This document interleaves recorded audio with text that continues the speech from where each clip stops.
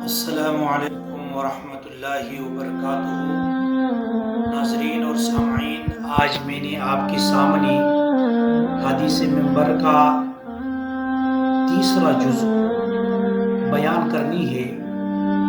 پہلے دو ویڈیوز کے اندر پہلا جز اور دوسرا جز بیان ہوا ہے۔ آج تیسرا جز، وہ بدعا جس کو جبریل امین نے دی، اللہ کے نبی نے آمین کہا تھا، وہ آپ کے سامنے بیان کرنی ہے۔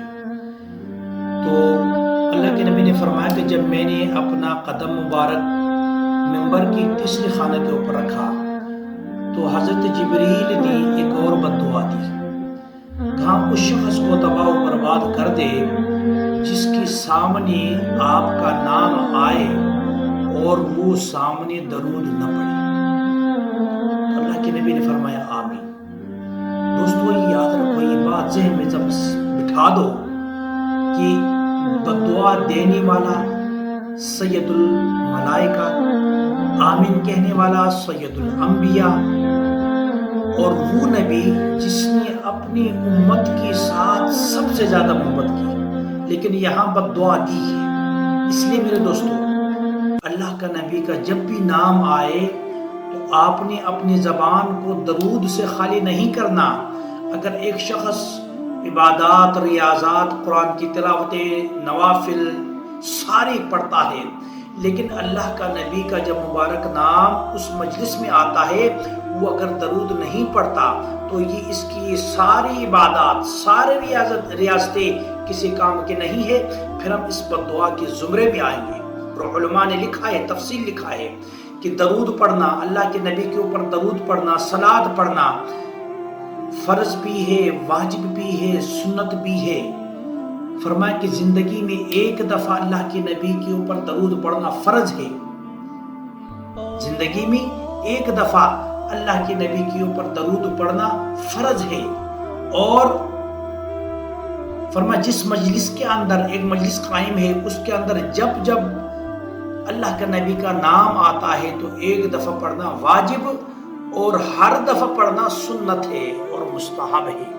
اس لیے دوستو، جو عبادات ہم ادا کرتے ہیں، نماز پڑھتے ہیں، صدقات دیتے ہیں، زکوٰۃ ادا کرتے ہیں، آیا یہ قبول ہے یا نہیں اللہ کو معلوم ہے، لیکن درود ایک ایسی عبادت ہے کہ جب انسان پڑھتا ہے رب العالمین قبولیت کا درجہ عطا فرما دیتا ہے۔ اور اس لیے اللہ کے نبی نے فرمایا ان اللہ و ملائکتہ یصلون علی المتطہرین۔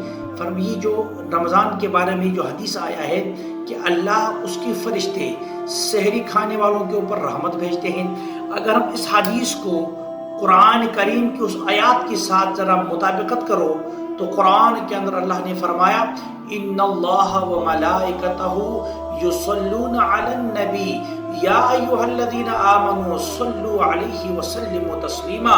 فرمایا اللہ اور اس کے فرشتے اللہ اپنی نبی کے اوپر درود بھیجتے ہیں، یا ایھا الذین آمنوا، اے ایمان والو، صلوا علیہ وسلموا تسلیما، تم بھی اللہ کے نبی کے اوپر رحمتیں بھیجو، سلام بھیجو۔